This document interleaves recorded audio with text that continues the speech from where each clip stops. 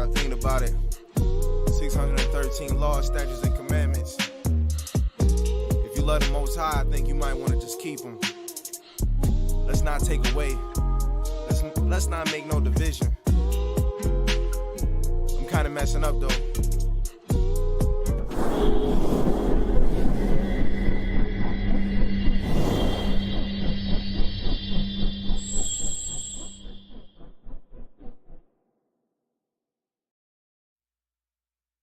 Right. I say shalom, shalom, shalom, shalom, mashpacha, shalom, sisters, brothers, sisters, all Israel. For the Shabbat day, give all thanks and praise to the Most High. And as we can see, the events being unfolded, the prophecies of the Most High is being unfolded. All the events are taking place in the earth, as the scriptures has always spoken about. The words of the Most High is true, and the events are being unfolded. And before we go into our class, I just want to elaborate on certain things in the House of David here. House of David Passover is coming up on April 16. Right? April 16 at sundown. That's a Saturday. All right? That's when we keep in the Passover. The Passover will be kept at 400 Liberty Avenue here in Brooklyn. All right? You go to the website, HODC Passover.com. All right, sign on there and you can pay for your Passover there. It's going to give you the direction. It's going to give you all the information you need. HODC Passover.com. All right. All right. I'll spell this. HODC Passover, PASACH.com. HOD Passover is one word. HODC Passover.com. All right. So April 16, the Passover is coming up. Right. So spring, we came into spring. Spring started when the vernal equinox came in, when both day and night became equal. So that was somewhere between March 21st, around that era. As you can see now, it's springtime. The trees are budding. You hear the birds out there, the rain. That spring rain came in. So spring came in. All right. So we're in the springtime now. All right. And from there, you start your count. And your count start from the springtime, from the spring vernal equinox. All right. You count those days from the beginning of spring, the month Abib, which means to spring forth, which is new life. All right. That's the same thing when we came out of Egypt, was in the springtime. It was also in the springtime when the Most High made the covenant with Abraham, when he spoke to Abraham. And he told Abraham, know for a surety that thy seed shall be a stranger in the land, and they shall evil afflict them 400 years. When the Most High made that covenant with Abraham, was in the springtime, to the same day when we came out of Egypt in the springtime of the Exodus. Right? So this is the season that we're in now. We're in the season of the springtime, the Passover. And the Passover is a serious time.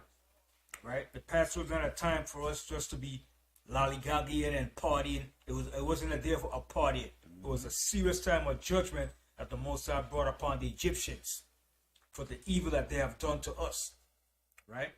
And this second Exodus is going to be a very dreadful, it's going to be something that we have never seen and experienced in our life. That's right. You think Egypt was something else? This is going to surpass what happened in ancient Egypt when the Most High is finished with this place. Because the Most High said, the same day that Lot left out of Sodom, the Most High said, it rained down fire and brimstone upon Sodom and Gomorrah. It's going to be the same thing. Okay? When we're about to make our exodus out of here, the Most High is going to rain down fire and destruction upon this place. Okay? This place is going to be burned up. The Most High said, the righteous scarcely shall be saved. All right? So simultaneously, as this place is being destroyed, we're going to be delivered out of this place.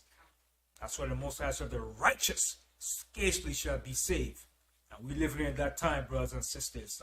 And it behooves us now to repent and seek the kingdom of Yahawashi, because that's the time we're living in. That's right. We're approaching Yahawashi's kingdom, where this evil, wicked kingdom is going to be destroyed. Right? So we got to take off the old man, that wicked nature. We have to repent of our sins and our evil to the Most High, because this is the time that Most High is going to put us through that test. That's right. And the Most High is going to judge each and every one of us. Me, myself, all right? Especially me. Because the Most High is going to hold me more accountable than anybody else. But every man is going to be judged by the Most High in that day. All right? So we have to walk circumspectly. All right? And we have to repent and seek the kingdom of the Most High, like the scripture said. All right? So like I said, the Passover is coming up April 16. All right? That's when we at the house of David is keeping the Passover, and all the other brothers that are affiliated with us. Matathu were over in Ghana. All right? And all the other brothers in Utah, with all the different brothers affiliated with us, to keeping the Passover on April 16. Right? Some people might say, why are we keeping April 16? Because the springtime did not come in last month. Okay? The month of Abib begins the month of spring forth, when you see the trees and everything start to bud. But especially when the barley season comes in Jerusalem. That's the springtime. When you see that barley season comes in, that's the springtime. When you see that new moon comes in Jerusalem for the spring, that's the spring. That's when you take note of the calendar from the appointed season in Jerusalem. All right? So I just want to share that information and put that out. And I want to elaborate on a lot of things, because there's a lot of things taking place in the earth. Okay? A lot of undetected things being used, smoking mirrors. All right? A lot of covert operation and things being done in the disguise of the war in Ukraine. Okay? See, like Biden just passed an executive law where he's going to change the digital currency. He's bringing a new digital currency. Wow. Okay? He passed that executive law in the guise of all the war and everything that's taking place in Ukraine. So they're about to bring in their new world order. This is Esau's fervent plan to bring in his new world order. But the Most High is going to bust his bubble. That's right. Okay? And his plan for the new world order is not to include us. It's to get rid of us. That's the initial plan. That's right. And he's working hard to bring in that new world order. Okay? So that executive order been passed with a digital currency, which is the Bitcoin. See, a lot of times when people make statement, and certain people in elected official make statement, you have to listen carefully to what they're saying. Remember when the elected mayor, this new mayor, what's his name? Eric Adams.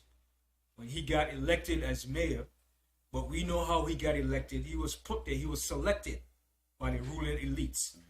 When he got in office and he won the election, he said, when he gets in and he becomes mayor, he wants his first 2 paychecks to be paid in what form of currency? Bitcoin. Now, he didn't just make that statement on his own. He was told to say that statement. He was told by his handlers to put that statement out, because that's the move that they're moving to. All right? And he said he wanted his first 2 paychecks to be made in Bitcoin. Wow. Okay? Now, so some people must be like, but you have to listen good to these tricksters. That's why I don't like tricksters. I don't trust them. I never did. But I watched them carefully. Okay? And he's part of the setup too. That's right. Okay? Yeah. He's not no innocent, or well, he's black, give him a chance. No, it doesn't work like that. Those are the ones you have to watch. Right. Your black politicians. They will sell you out in a heartbeat, because their mission is to do the bidding of their master. That's right. They don't care about you. That's right. Only thing they care about is their reputation, how much money they can make, and their fame and their position in this world. Okay? They are sellouts. That's right. They're working for the devil. That's right. Okay? And when he made that statement, because his handler is this guy named, let me get his name. His name is Brockner. And he's he's involved with a lot of Bitcoin. And he was one of the main ones that endorsed him to become mayor of New York. Let me pull up his name. I want you to check it out. I don't want you to just take what I'm saying off of face value.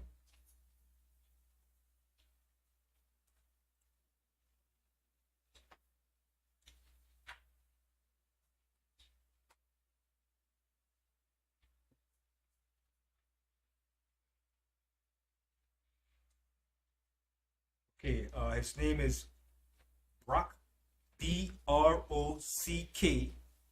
Pierce, P-I-E-R-C-E. Brock, B-R-O-C-K, Pierce is his last name, P-I-E-R-C-E. And he's a Bitcoin billionaire. Wow. A Bitcoin billionaire, okay? And he donated to Adam's campaign. So if somebody's a billionaire that's going to donate to your campaign, what is he going to push for you to do? Mm-hmm. He's going to push for you to advertise Bitcoin. If he's a billionaire Bitcoin, so what you think his agenda is going to be? So he was told by him to say that you want your two first paychecks to be Bitcoin, because that's going to be the test run to bring in that new digital currency. You know, and I'm looking at that too. I'm looking at that if we should look into that too, because when they devalue the currency, you have to fall back on something too, and some form of currency. Okay, because if the cash doesn't have no value, what are you going to use? Right? Remember, and the money is not backed by gold. Right. The Federal Reserve is not owned by the people of the United States. The Federal Reserve is owned by the so-called Jews. Okay? The so-called Jews are the one that owns the Federal Reserve. The Rothschilds. Okay? Mm-hmm. The elite family that runs America, England, and Israel. Okay? They own the Federal Reserve. So they could change the currency anytime they feel like. Okay? So we have to be aware of that. So I'm looking into that. I'm seeing where they're going with this thing now. All right? But remember, the Most High said, their gold and silver shall they cast into the street in the day of the Most High wrath. Okay? So all that they plan to do, that's their new world order. But the Most High have an order for us that we have to follow. That's right. Okay? They understand that this kingdom is going down. And they're about to lose their rulership and their kingdom. That's right. They know it's coming to an end. That's why they want to create and bring in the new world order. Right? But it behooves us, for us, to seek the kingdom of the Most High. That's where our reassurance, our safety is. Okay? So before I go into my class, I'm going to start off as usual. I'm going to read our Psalms, the 63rd chapter, Psalm 63. So I just want to touch on a lot of events and stuff that's going on. You see, Russia is using hypersonic missiles. Okay, and hypersonic missiles mean that's some powerful stuff. Okay, it's way faster and quicker than the regular missiles they had 40, 50 years ago. Can you imagine 50 years ago, they had a missile that could launch from Russia to America and hit America within a half an hour. 50 years ago. So imagine now with a hypersonic missile. If it could have been done within a half an hour, how much time do you think it could do it now with a hypersonic missile? 15, probably 15 minutes. So imagine that. How fast they're moving with their technology, how fast everything has speeded up. That's why Yahawashi said, knowledge shall be increased. Right? God. And his knowledge is also referring to the technology, to the knowledge of this world, and also to the Most High's knowledge. Okay? Things has been increased tremendously. Right? And this thing is speeding up. That's why Yahawashi said, if he didn't cut the time short, there will be no flesh left to save. But for the elect's sake, that's why he said you have to cut this thing short. I remember I brought up a couple weeks back, I showed you this historian named John Bagot Glove. he wrote about empires. That every empire, when it reached that 250 mark point, that's when an empire goes down. Like I said, he said in 2026, America will reach that 250-year mark as an empire. He gives you the list of all empires that rule. And all empires that ruled, when it came to that 250 year, all those empires went down. Okay? So America is no exception. Okay? And in Egypt, under the 18th dynasty, that dynasty lasted for 255 years. And the Most High brought that dynasty down. That's when we came out of Egypt. So all things are linking up. That's right. All things are coming into play. So we have to watch, observe, pray, repent, and keep our eyes on the prize. Because we live in one of the most perilous times ever. Okay?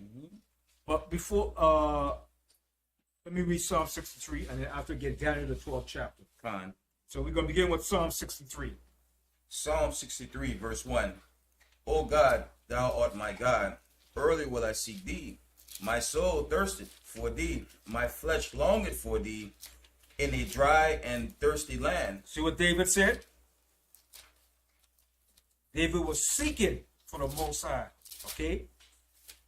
And this was when David was in the wilderness. Are we in the wilderness now of America? Yes, we're in a form of a wilderness. Right. Okay? And now is the time that we should be seeking and crying out for the Most High.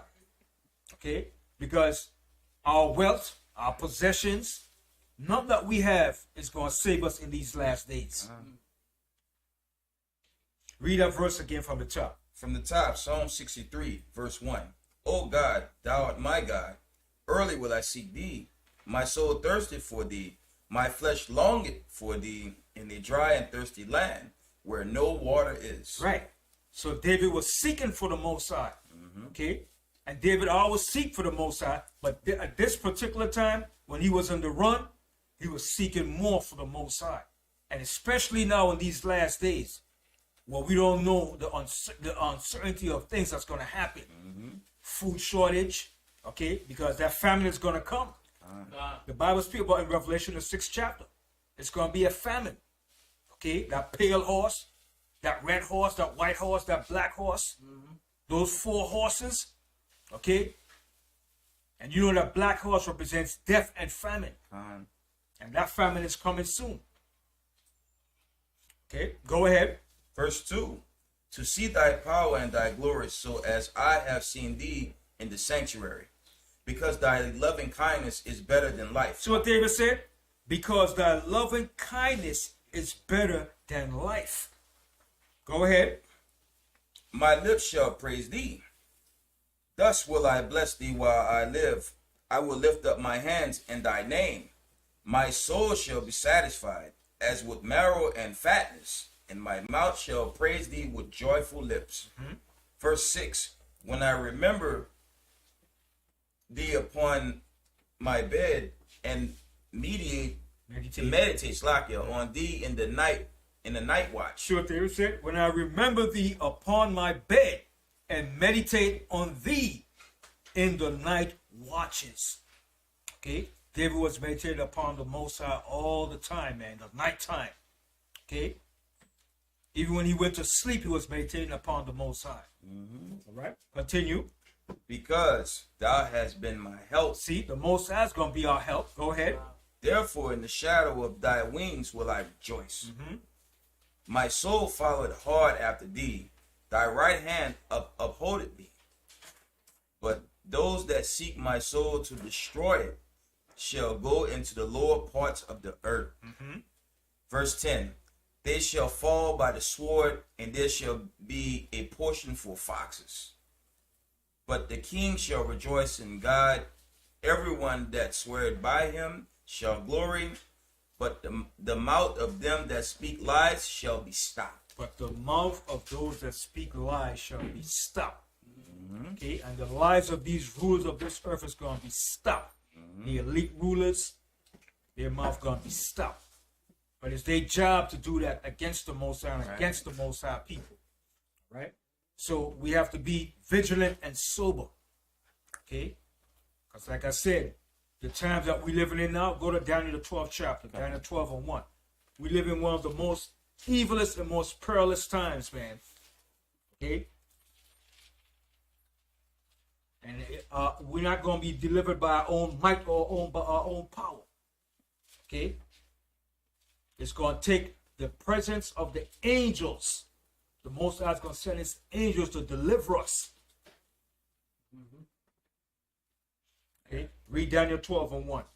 Daniel 12 and 1 from the top. And at the time shall Michael stand up. See, and at that time, Michael shall stand up. Why is Michael going to stand up? It's going to tell you what. Go ahead. The great prince was standing for the children of thy people. And there shall be a time of trouble. See, there's going to be a time of trouble, which is Jacob's trouble. Okay, go ahead. Such as never was since there was a nation, even to that time. And at that time, thy people shall be delivered. See, but at that time, thy people shall be delivered. But we're not just going to be delivered just like that. We're going to be delivered when this place is about ready to be destroyed. God. Understand? And simultaneously, as it's going down to be destroyed, we're going to be delivered just like that. That's right. That's what the scripture said. The righteous scarcely shall be saved. Okay? It's not going to be an easy thing in that day. When this thing starts to get clearer and more pronounced, we're going like, man, listen, if you got a lot of pride and arrogancy, bring it down, man. All right? Because the Most High said the arrogancy of men is going to be brought low in that day. Most High said the lofty and lofty men is going to be brought down. Hold that too. Finish this and we go to Isaiah the 2nd chapter. Let's finish this. Everyone that shall be found written in the book. See, everyone that shall be found written in the book is going to be delivered. Okay? Now let's go to Isaiah the 2nd chapter. God.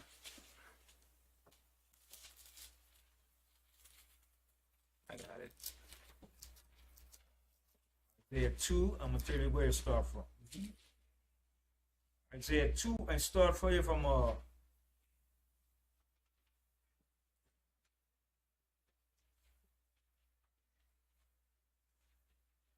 start from the 9th verse. Isaiah 2 and 9. Isaiah 2 and verse 9. And he reads, and the mean man bore it down, and the great man humbled himself. Therefore forgive them not. Enter into the rock and hide thee in the dust, for fear of the Lord and for the glory of his majesty. See what it says? Enter into the rock and hide thee in the dust, for the fear of the Most High and for the glory of his majesty. Who is this referring to?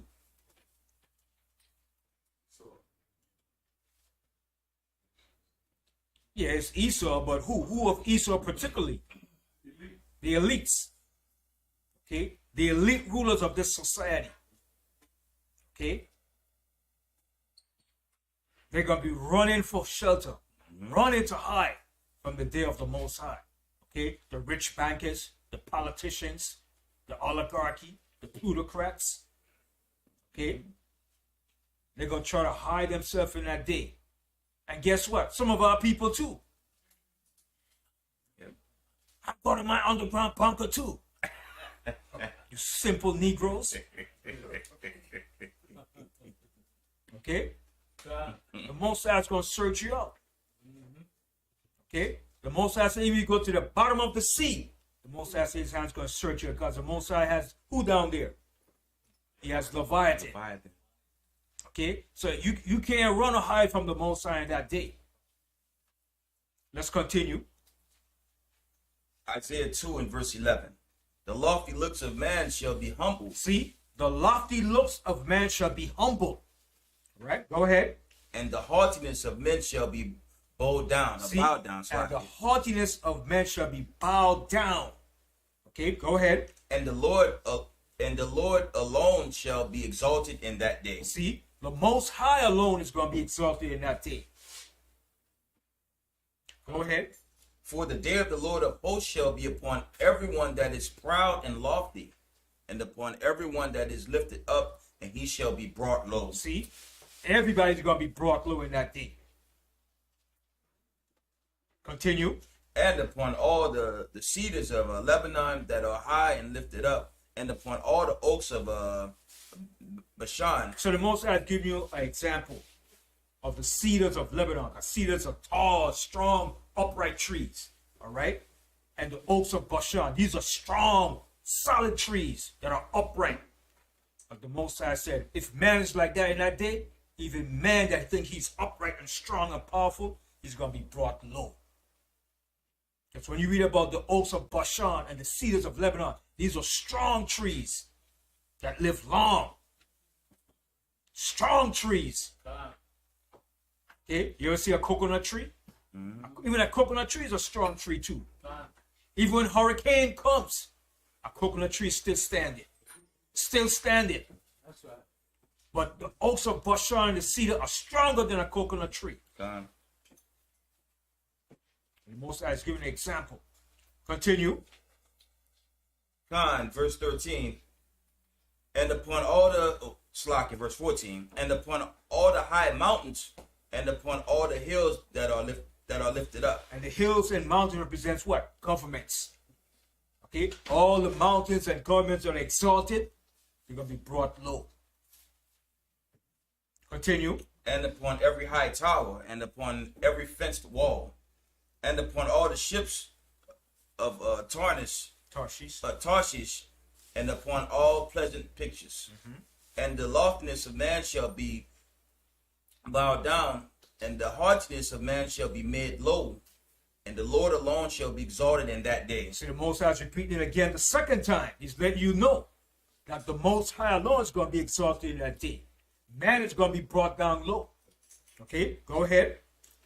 And the idols he shall utterly abolish, and they shall go into the holes of the rocks. Now check this out. And they shall go into the holes of the rocks. They shall go into their underground bunkers and fallout shelters in that day. Okay, which they have. They have them out in Wyoming. Okay, out in Idaho. Out in all those states out there, Utah. Okay, underground bunkers and fallout shelters where you could live down there for probably 2 years or more. Right. Fully fortified with everything you need to survive. A natural, in a day of a nuclear holocaust. Right. It's well fortified. You could live down there, man, and come back out again and say, yes, we survived. Nah, the Most High got a surprise for you devils, man. Okay? Because that's their plans. When it's all over, we're coming back out to restart everything, the new world order. Right. Nobody. The Most High is going to put an end to that crap. Because the kingdom of the Most High is coming for the children of the Most High. That's right. That's the time we're moving into the kingdom of the Most High for the children of Israel. That's right. Continue. God. And they shall go into the holes of the rocks and into the caves of the earth for the fear of the Lord and for the glory of his majesty when he arises to shake terribly the earth. See? And for the glory of his majesty, okay?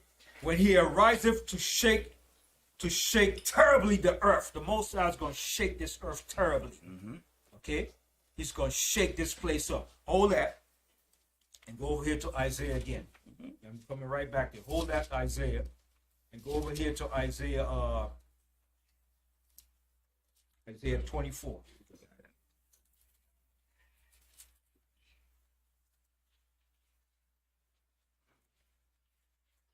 Start from verse 1.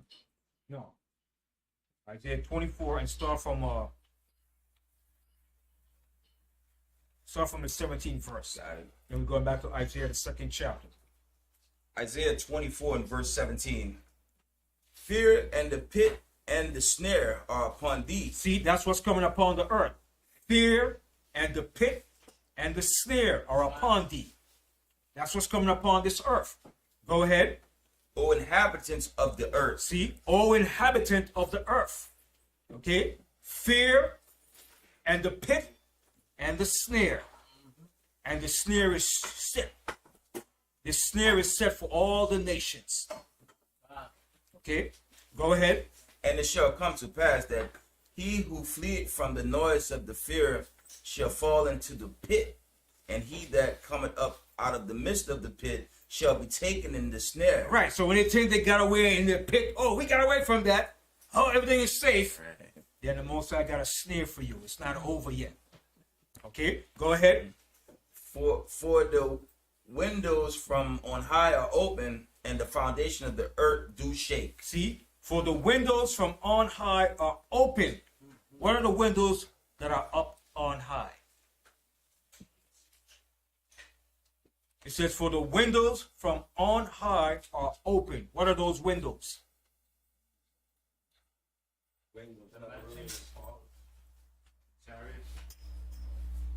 No, it says, for the windows from on high are open.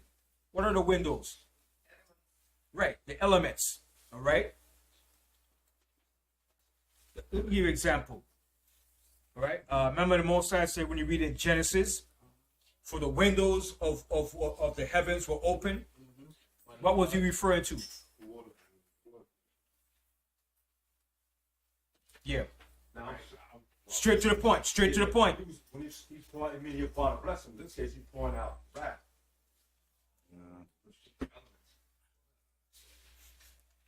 The windows represent what? When you look into heaven and you look up, what is there up there that you have to look through? The ozone layer, beyond the clouds. You're looking up into the firmament. So that's the windows, right? The windows of heaven are open. All right? So it's open for what? What is it open? What caused it to be open? What caused the windows of heaven to be open? When I had the flood. True. The water came in. That's true. Now, in these times, right, that we're living in, what caused the windows to be open now? And it's Esau's favorite term that he used today. His favorite word he used all the time.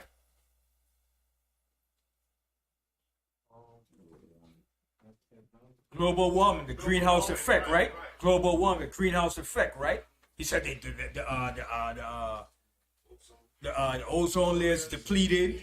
All right. He said the Arctic is melting. Okay.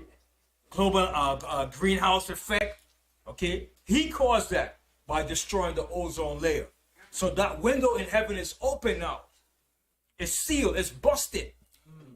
Because in order for him to go out, when he went out of space, he had to deliberately bust that seal that the Most High had. Right. That seal is a protective layer for us from this heaven and from the Most High heavens out there. Right. So when he destroyed that, he purposely did that so he could shoot his missiles and his rockets in outer space.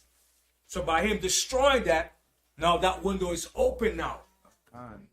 Okay? Because when with NASA, they found out. When NASA, back in the 60s and 70s, when they used to go in outer space, where did they leave from? Where would they leave from? Cape Canaveral, which is in where? In Florida, right? So Cape Canaveral is in Florida, right? So he understood that in order to leave the Earth atmosphere, you have to leave from one direction, and then you have to come back through another direction, because there are portals in the heaven that he opened. Right. So when he leaves from Cape Canaveral, he can't come back through Cape Canaveral. Right. He has to come back into another part of the Earth, whether it's out in California or somewhere else.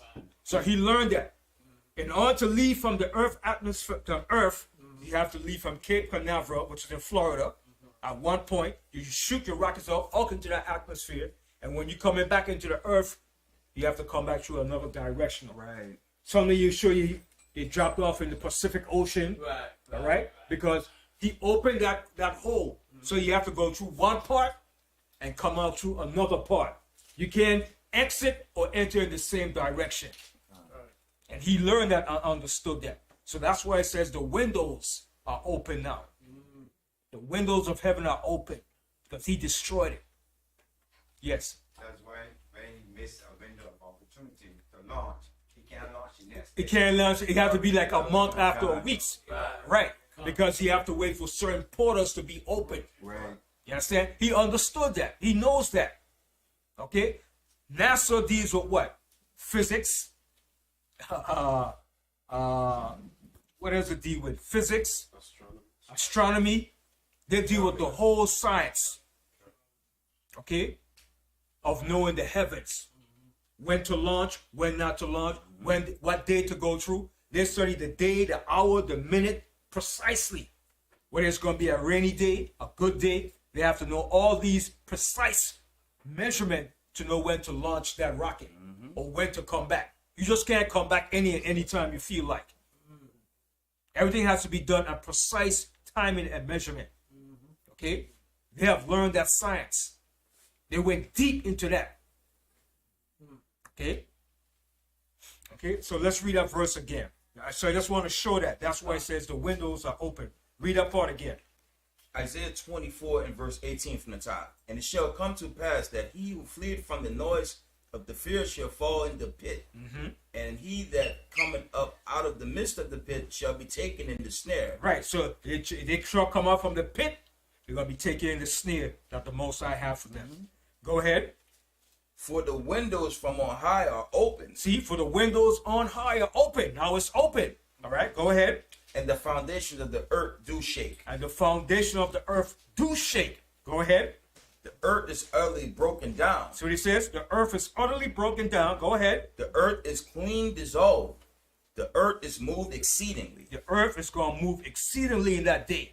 Okay? That's why it said, when the Lord cometh to shake terribly the earth. In that day, the earth is going to shake exceedingly. But it's going to tell you how it's going to shake. Let's go ahead. The earth shall reel to and fro like a drunkard. See? Now, it's giving an example. How does a drunken man walk?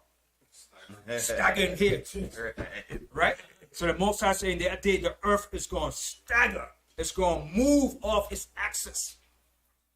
Okay? The earth is going to move. And guess what? Some part of this earth is going to be broken off. Okay? Remember it tells you in Revelation, it said there was a great earthquake and the great city fell. Okay? In that day, it's going to be a great earthquake that's going to shake this earth. Right? And the destruction of this earth too. Those missiles. Right. Going to cause this earth to split. Because when the missiles are being shot, the Most High is going to bring his fire and destruction too. Okay, this is going to be a hell of a day, man. That's why the Most High said the earth is going to be burned up with fire. That's right. Okay, it's going to be, the Most High said the earth is reserved for the day of judgment against what? Fire. The missiles, the Most High's fire, all that is going to be used. Okay? It's going to be a hell of a day, man. It's going to be no way to escape this, but through the powers of the Most High. Right. So anybody talking about, I don't believe there's no God. Where is your God? Where is he? Where is your sky God? In that day, their mouth going to be put to shut. Okay? Let's see if their God's going to save them that day. Okay? That day is coming. It's going to be a horrific day, man. And all the prophets saw this. And they were scared. Habakkuk, Isaiah. When they saw this great destruction that the Most High is going to bring on the earth, man. The prophet Habakkuk said he wished he could rest in that day. It's not going to be a beautiful thing. Yeah, Yahawashi. Yeah. Yeah, those missiles, man. Those they give up so much Heat. that they will leave your shadow. You disappear, but your shadow will be on the ground. Right. That's how hot that's. And then the Most High is going to bring his fire. Okay? The Most High is going to bring his fire and brimstone. That's right. Okay? The Most High is going to bring his fire. Those nuclear weapons are part of the Most High creation too. Because where did they get those ingredients from? The elements. From the elements. They tap into what? The different elements. Remember in school they taught us about the different elements? You had to learn the different element chart Right. Come. Table with the addition. table. Yeah, Right. he tapped into all those things to form what he made the nuclear weapon. He took different parts of different atoms, nucleus, neutrons, and put them together Right. and created what? A monster. A monster for his own destruction. Hold that. Oh man, someone's straight going to my mind right now. Oh, man. Hold this here. Go to Isaiah 54. God. The Most High said he have created the waster to destroy.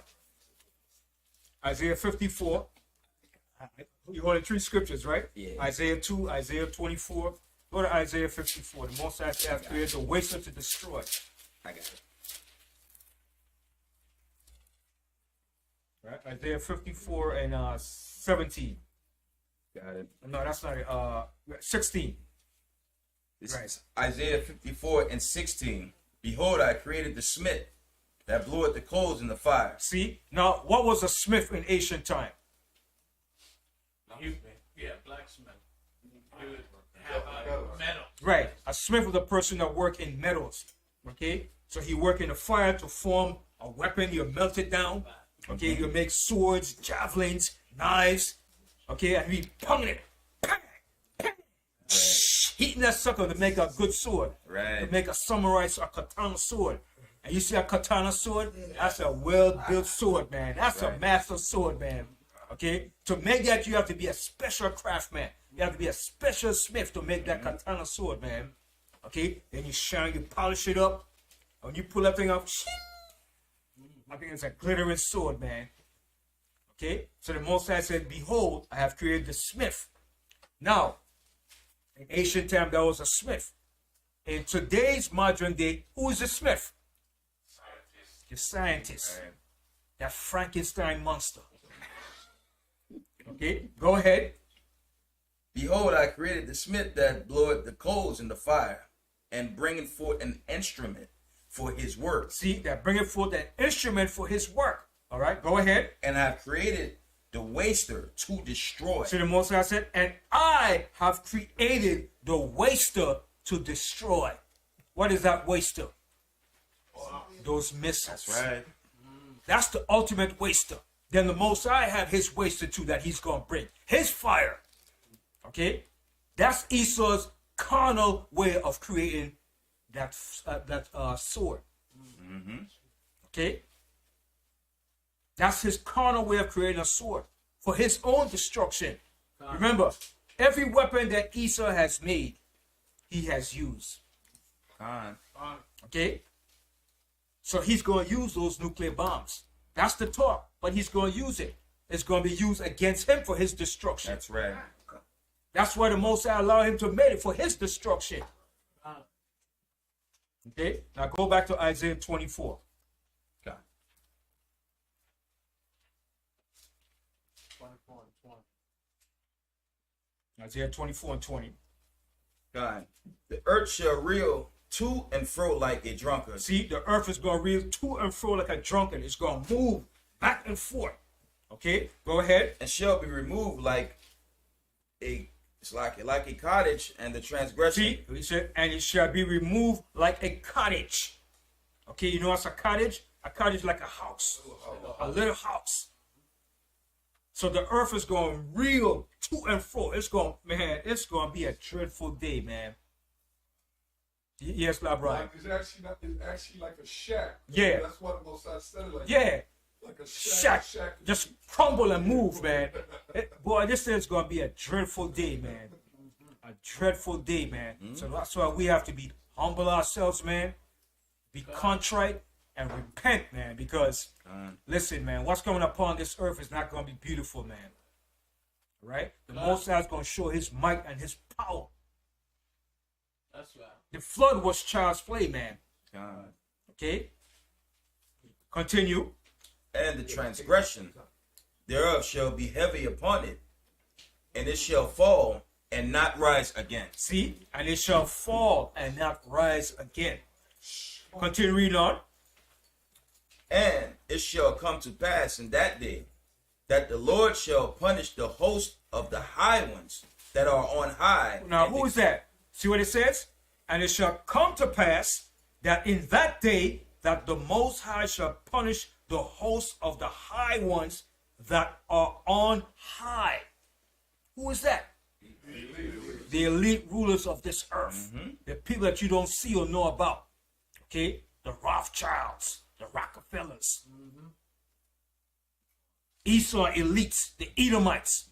That's really calling the shots behind the scene. Okay? Continue. And the kings of the earth are upon the earth. And the kings of the earth upon the earth. The rulers, the presidents. Okay? Continue. And they shall be gathered together as prisoners and gathered in the pit, and shall be shut up in the prison, and after many days shall they be visited. Yeah, and after many days shall be visited. Go ahead. Then the moon shall be confounded, and the sun ashamed, when the Lord of hosts shall reign in Mount Zion and in Jerusalem, and before his ancient Gloriously. All right. Now go back to Isaiah the 2nd chapter. All right. So what's coming upon this earth is going to be a dreadful thing, man. Isaiah the 2nd chapter, and we left off in is it 21? read 19 again. Isaiah 2:19. And they shall go into the holes of the rocks, and into the caves of the earth, for the fear of the Lord and the glory of his majesty, when he arises to shake terribly the earth. See, the Most High is going to shake terribly this earth. Continue. In that day a man shall cast his idols of silver and his idols of gold, which they made each one for himself to worship, to the moles and to the bats, to go into the clefts of the rocks and into the tops of the rag rocks, for fear of the Lord and for the glory of his majesty, when he arises to shake terribly the earth. See, I see Isaiah's repeating again, because that's what they're going to do. They're going to go into those fallout shelters and those bunkers, underground city, and they're going to try to hide from the Most High and Yahawashi and the angels. Go ahead. Cease ye from man, whose breath is in his nostrils, for wherein is he to be accounted of. All right. And what else? What other scripture speaks about this? When you go to Revelation 6, right? Go to Revelation 6 real quick. I'm going to show you something.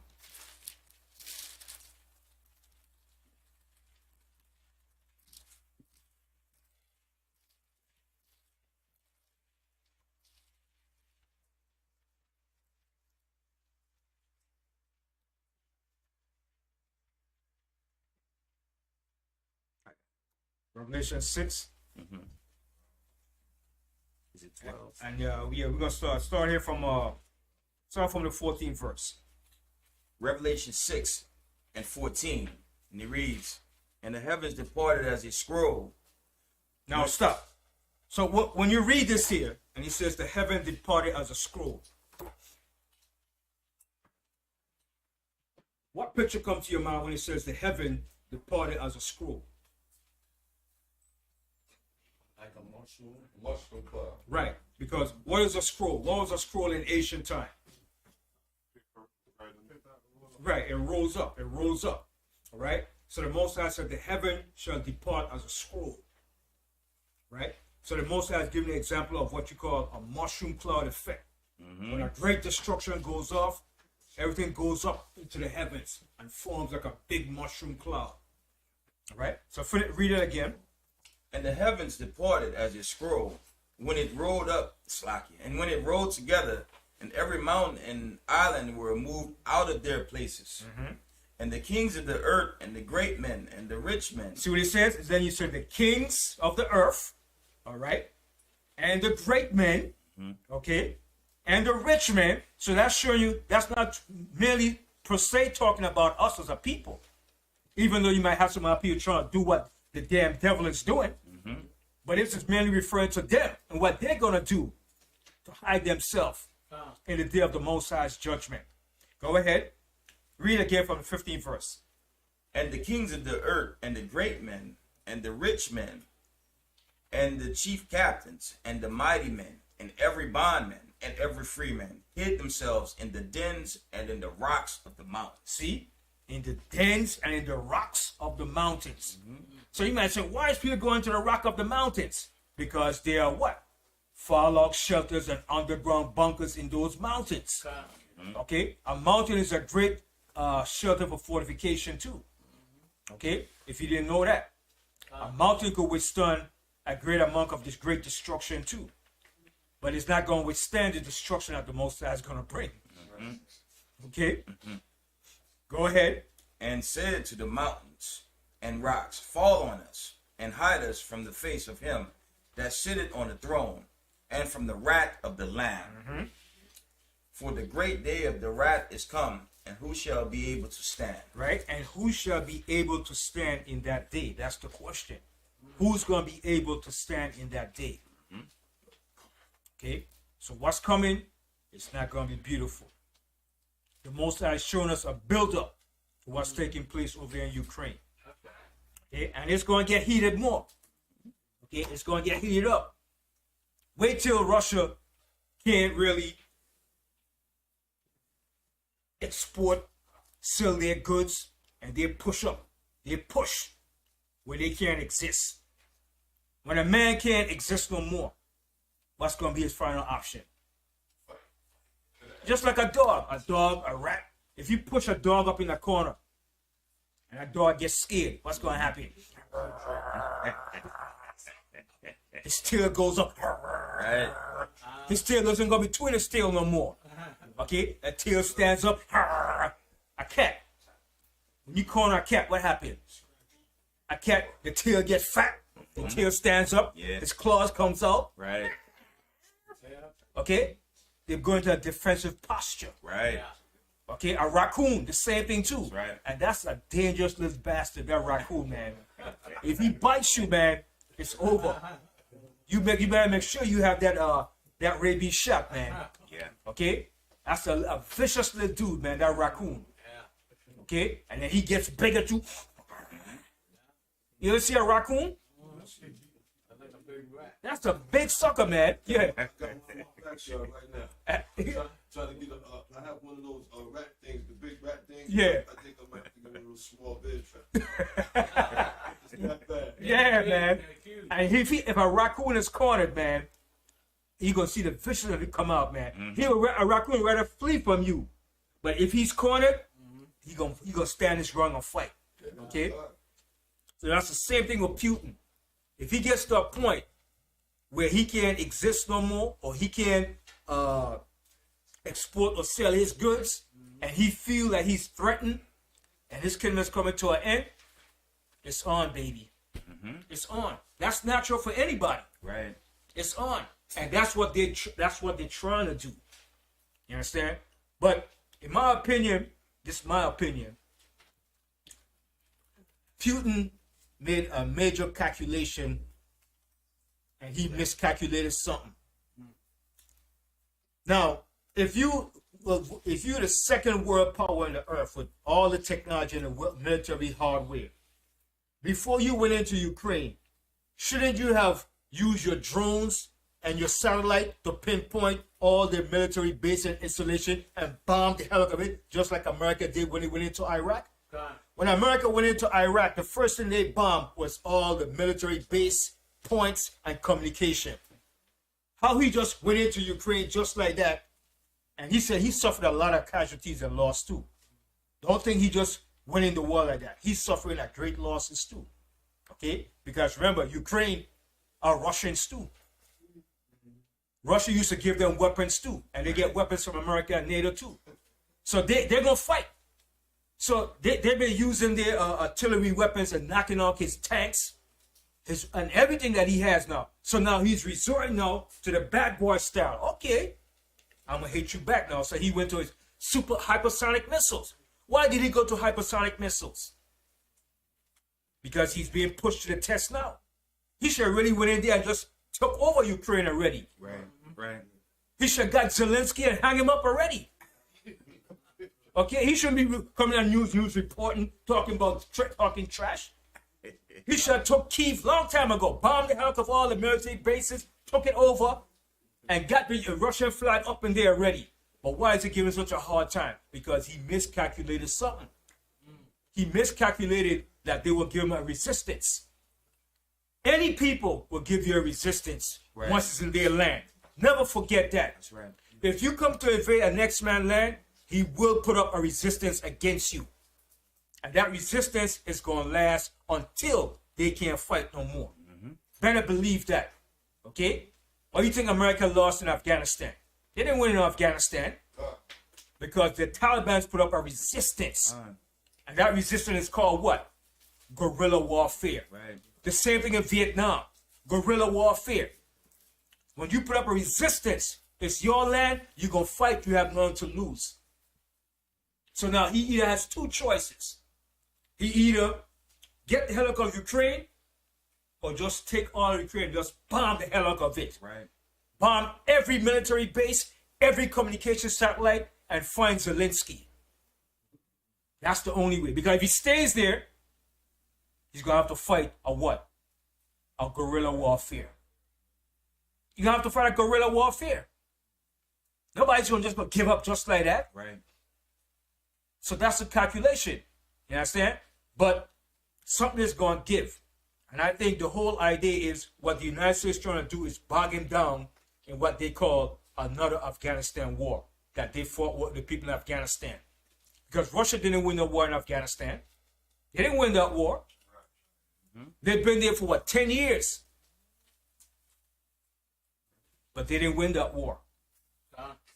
Now, the people in Ukraine have some high-tech weapons too. They got high-tech weapons too that they're getting from NATO, the United States, from Turkey. They're using drones from Turkey that's pinpoint all of their tanks and just destroying their tanks, Russian tanks too, man. As quietly as it's kept too, a lot of his commanders were killed too. Putin's top generals were killed too. That didn't happen when America went into Iraq. America went into Iraq and they took out Saddam Hussein, his first front line. Took them out, man, in a matter of not even weeks. Okay? They went in straight to his communication, his military bases, his top command headquarters, and he took those things out, man. That's what you do if you're going to take over a nation. God. But I don't know what he was planning. Maybe he was just trying to prove to NATO, listen, I could go into Ukraine. But the scripture, Yahawashi tells you, what man is he that goes to war and count not the cost? Right? You have to count the cost when you go to war, man. You can't put your mouth out there, man. You put your mouth out there, you're going to look like a fool. You have to count the cost, man. Are you going to win this war? How are you going to win this war? How are you going to do it? Now, he's going to every extent now. Right? He's using hypersonic missiles. That's what he should have used in the first stage of the war. And take out all their major military bases and headquarters. Get your drones and satellite and pinpoint where all his men are hiding out. Because if the drones have heat-seeking detectors, right? You could find if men in the bushes using heat-seeking missiles. America uses drones. They drone spy over Afghanistan, Iraq when they went to war. So I understand why he didn't do that. Maybe he did, but who knows? Maybe they're not showing you that. But a lot of reports that I'm seeing, it's a lot of casualties, man. He's losing a lot of military tanks, weapons, okay? Generals, commanders. Right? We know war is a dirty business. But to lose an amount of, it shouldn't have been. Because he's a stronger power than Ukraine. Russia is what? The second military power in the earth. Right? So that should have been over with already. It should have been over already. He's a superpower. He's a superpower. Ukraine is not a superpower. But that's just my opinion and calculation of what I see. But it's going to get to a point. He's going to have to use those weapons. Okay?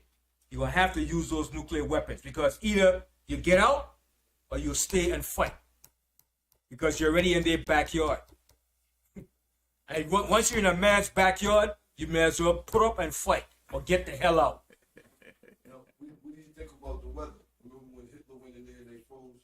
His troops froze. It's froze. The weather's going to happen. It's going to be that long when the weather's going to happen. Right? well, spring is coming in soon. You know what I mean? Spring is coming in soon. So spring changes a lot of things. You know? So the ground is starting to get softer now. You understand? When it was winter, the tanks got going on more solid ground. But now that spring is coming in, it's going to start to butt up. It's going to get soft, more rain. You understand? Yeah, it's going to sink more into the mud. And remember, his tanks already in Ukraine already. So now he can't retreat now. You may as well go all the way in now. Now he's going to need supply to fuel those tanks and those things. So where's he going to get the fuel from? Unless you're going to take it from the people in Ukraine, you have to seize that. You have to seize control of those Ukrainian pipelines. You understand? You have to do it. You have to go all the way in like a true gangster. You can't play no game. You have to seize control of the fuel tanks, to fuel those tanks, to fuel those trucks, and to fuel everything. But in doing that, like I said, he's going to be met against great resistance. So he's going to be bogged down now. So when he gets to a point where he's bogged down, he's going to be forced to use those nuclear weapons. And it's coming to that point. Right? Missiles going to start to fly very soon. Right? So that's my assessment. Missiles going to start to fly very soon.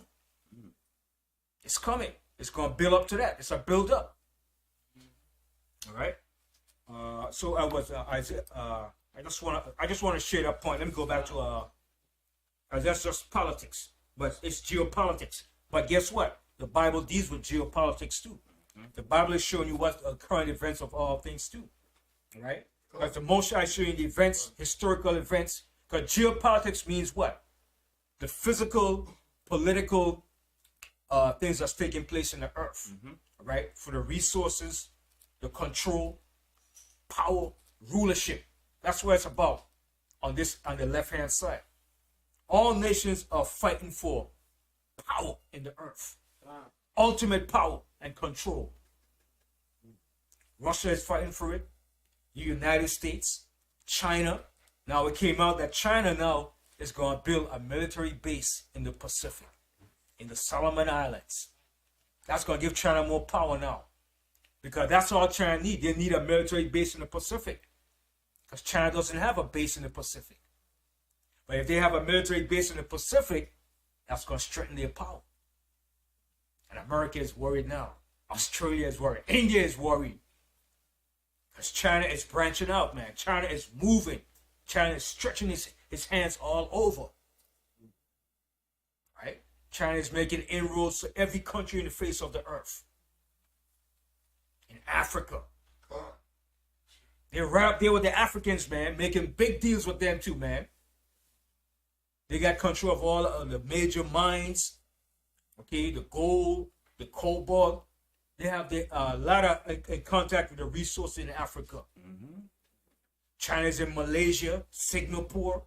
All those countries, China's in there. And they're making an alliance with these nations, man. Right? So all nations is jockeying for power in the earth. But that's the ultimate power that the Most High is going to give us. But in righteousness. Right? So all nations understood the value of power and rulership in the earth. You got to have resources and wealth in the earth to rule this earth. If you don't have no resources and wealth in the earth, you're useless. If you have a great economy, it takes what? It takes oil. It takes oil to fuel this whole system to keep it going. If all the oil shut off from this society, everything will stop and crush. Electricity, everything. So that's what it takes. It takes resources from other nations to keep your country going strong. But our people don't understand that. The only thing our people know is God love. Just love. That's the only thing we understand. And how to be foolish. Look at stupid shows. All right? But we don't understand the mindset of the Most High. What he's doing in the earth. All right? And it's very important that we understand and see what is taking place in the earth. Understand? Because the United States wants to maintain a superpower forever. That's their main objective. They don't want to lose their rulership. Why? Why does Esau not want to lose his rulership? What does it go back to in the beginning? True.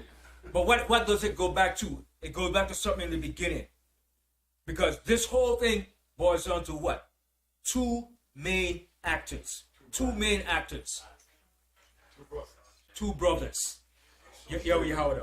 Yeah, he was given that he would rule the earth. To rule the earth. Right. With the sword. With the sword. So it goes back to two main actors in the earth. This whole thing boils down to two main actors. Esau and Jacob. That's right. That's what it's all about. Okay? That's what it's always been about. Esau and Jacob. Okay? And when Esau got his turn to rule this earth, he said, damn it, I'm not going to lose it. You Negroes stole it? Not again. And he understands that. That's why he's using his hatred against us. God. That's why he positioned himself in the land of Israel and said he's a Jewish people. And he calls the shot. Okay? This so-called Jew, he calls the shot, believe it or not. He dictates to America and every nation what to do. And America is a muscle for them. Okay? Check this out. Check this out. Whenever you say anything against a so-called Jew, what happens to you? Get shut down.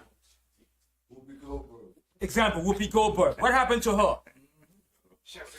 She got suspended and shut down. She had to go and kiss butt. Yeah. Okay? Why? Because they're the one that's calling the shot.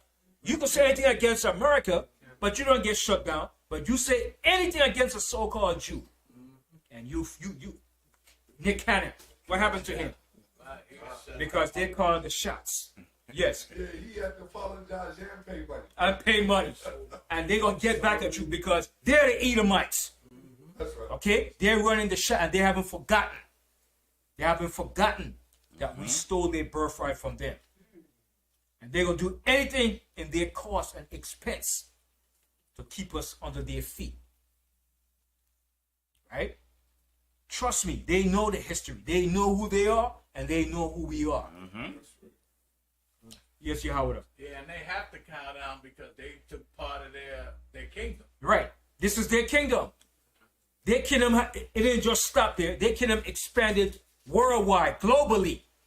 Because that's what the Most High is going to do to us too. We're going to be a global kingdom eventually. But our headquarters is going to be where? Jerusalem. Yes, Rabbi. Yeah, and they really have no choice in what they're doing, though. They have no choice because they know if they slip, it's over. It's over. It's over. You understand? But they calculated everything too. They got everything calculated, man. Okay? But they miscalculated one thing. The power of the Most High. The power of the Most High. Yeah, yes, Zachariah. One thing, they say things to me too when they see my hat. I like that. I like that name, Israel. I like. That's all. Yeah, they like a lot of things too, and they don't like a lot of things. But they calling the shots, man. These little dirty rats controls everything, man. Okay, the music business, the media, okay, the currency, the Federal Reserve. They're in control of everything that goes on this earth. Okay. And that's why whenever you say anything against them, you either fired, blackball, or you can forget it. You have to go and kiss their behind now.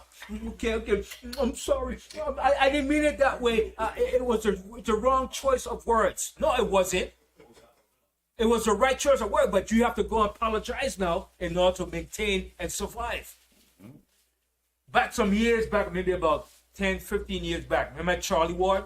I used to play with the Knicks. You remember the statement he made? Who remember that? Charlie Ward used to play with the Knicks. He made a statement. He said, yeah, the Jews are rebellious people. That's why God did them that. When he made that statement, they said, what you said, boy? Come here. And they said, listen, you got to apologize so you can't play no basketball. And he went back and, I didn't mean it that way. The words wasn't meant that way. He had to apologize. Why do we always have to apologize when it's the truth? Okay? Because they're calling the shots and they're monitoring everything that goes down. Okay? They're the Edomites. That's why the Most High said they have appointed my land They have taken back Jerusalem, okay? And they're using Jerusalem as their headquarters and America as the bully dog to do their dirty work. Okay? They have a lobbyist called, in Washington called, it's a lobbyist made up of so-called Jews. I forgot the name of it. It's a lobby in Washington. And they make sure and monitor everything that goes down in Congress. Wow. Okay? These dirty bastards, man, control and run everything. Okay? But the Most High got a surprise for them. Okay? I just want to touch on that. And let's go back. Yes. Reset that. Yes. This Genesis 27 and verse 39. Right. And Isaac his father answered and said unto him, Behold, thy dwelling shall be the fatness of the earth and the dew of heaven from above. Right. The fatness means the riches, the wealth, the control of the earth. And he eventually got the fatness of the earth. Okay? All the resources, the mineral wealth, the gold, the silver, the diamond. All right? Every mineral resource that you need, the oil, he's in control of that. Don't think for 1 minute the Arab control the oil. Okay? It was the British that put them in power to control the oil. They're a bunch of little tomboys too. And Saudi Arabians too. Okay? Go ahead. And by the sword shall thou live. And by the sword shall he live. Notice, America is even dictating to Russia and China what they should do. America is telling China, hey, don't support Putin now.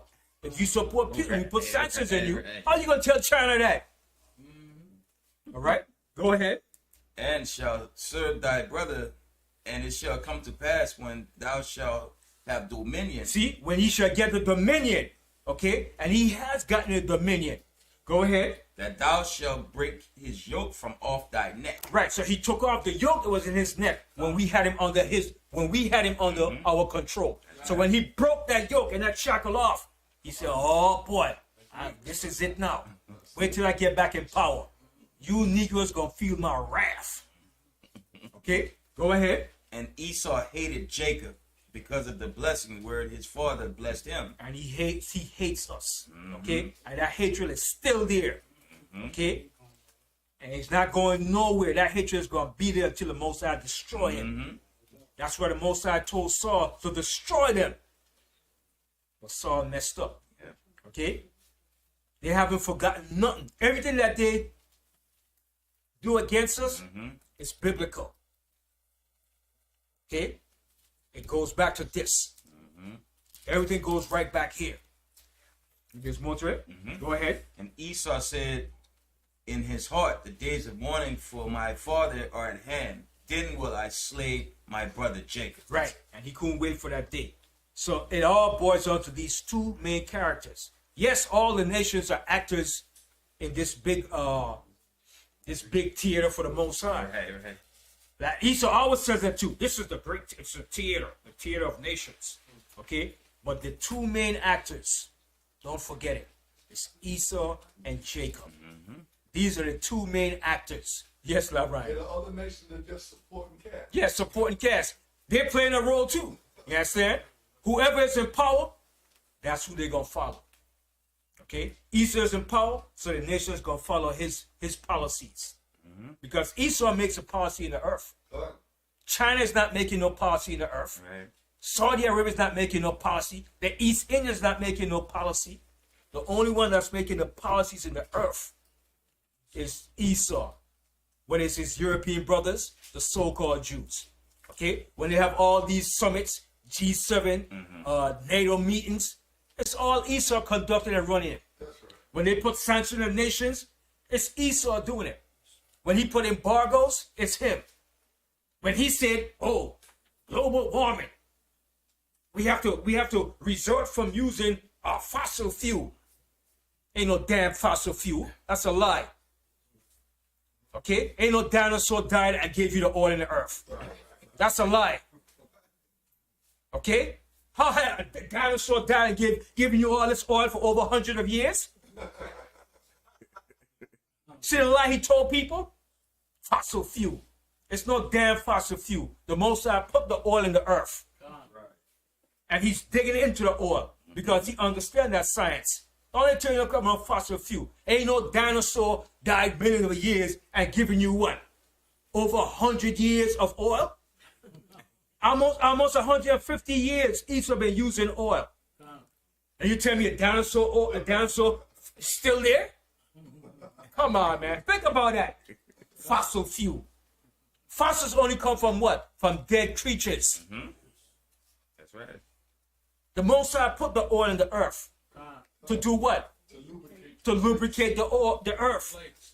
The tectonic plate. So that when it moves, it won't cause that friction. Right. But he understood the science of physics, geophysics. That's what's in the earth.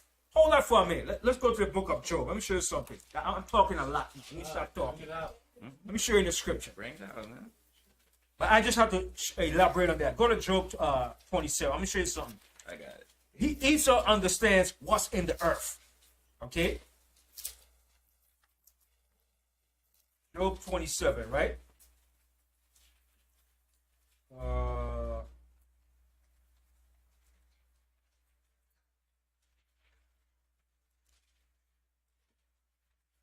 Job 28.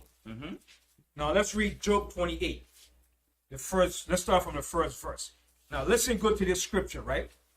And you will see from this conclusive understanding that he knows what's in the earth. Right? That's why he made that periodic table chart. Table, yeah. He made that table of periodic table because he understood what's in the earth, what comes from the earth. Okay, start from the top. God, surely there is a vein for the silver and a place for gold. See, surely there is a vein for the silver and a place for gold. Go ahead. Where they find it. See, there's a place where you find silver and gold, and it comes from where? From the earth. Everything comes from the earth. That's why the Most High calls the earth the mother. Okay, a mother's womb has what? It has everything to bring forth what? A child. Okay, it's in water. Okay, it's in fire. Everything that's inside that womb is in the same thing as the earth. Okay, go ahead. Iron is taken out of the earth. See, iron is taken out of the earth. Did Esau know this? Yes. Did other nations know this? Did the Africans know this? Yes, they did too. All nations of the past knew this. The iron comes from the earth. Go ahead. And the brass is melted out of the stone. And brass, all this comes from the earth. Brass. Okay? All nations were dealing with that back in the ancient world. In order to make swords and knives. Okay? They had to know about this. Melting down and melting iron and brass. Okay? And gold. Okay? Go ahead. He set it an end to darkness and searched out all perfection. The stones of darkness and the shadow of death. The flood breaketh out from the inhabitation, even the waters forgotten of the foot. They are dried up, they are gone away from men. As for the earth, out of it cometh bread. See, now it says, as for the earth, out of it cometh bread. What does that bread mean? The necessities of life. Right. Wheat, flour, corn, food. Okay? Bread. You know, you say, yo, you got bread, man? Bread also means what? Money too. Okay? Right. What is bread made from? Wheat, flour. Okay? So out of the earth cometh bread. Okay? Go ahead. And under it is turned up as it were fire. So what is that fire that's in the earth? Volcanoes. And what else? Lagma. And something else that's in the earth. Lava. The nucleus. There's a nucleus in the earth. All right. Ever seen that movie? This was when I was young. It was called when they went to the earth and they tried to go to the earth and they couldn't get it because it was too hot. To the core. Right. There's a core. Right. There's a nucleus of a core in the earth. They know that. All right. That's why when the Most High said he made the earth in the beginning, he did what? He separated the earth from the waters and he put what? A nucleus in the midst of it. And he melted it down. So it's science, but the Most High science. Okay? And he knows this. He understands this. He tapped into the Most High's creation. But he will give the Most High credit. He will say his science. Right. See, that's the devil he is. It's not yours, it's the Most High science. You stole from the Most High. Okay? Read that verse again. Is that 28? 28. Read the fifth verse again. Done. As for the earth, out of it cometh bread, and under it is turned up as it were fire. The stones of it are the place of sapphire, and it had dust of gold. Right, in the earth is gold. Abundance of gold, man. Okay? And which place has the largest reserve of gold in the earth? Africa. Okay? There's abundance of gold in Africa. Ghana has a lot of gold too. But South Africa is the main place where all that gold is, man. And all nations have been stealing that gold from Africa. Now the United States is the largest reserve of gold, the United States. Okay? And England stole a lot of gold too. Those British, man. Okay, go ahead. There is a path which no fowl knoweth, and which the vulture eyes had not seen. The lion's whelp. No, that's it. So just from hearing this scripture, Esau knows that everything is in the earth. Okay? And by constant studying and growing and learning, he found out there was also oil in the earth. Okay? And that was found by mistake. Okay? Because in Pennsylvania, there was drilling for water. Drilling. So he was digging deep, digging. Now all of a sudden, when he dig, some black stuff came up. And he was like, whoa! And he found it was oil.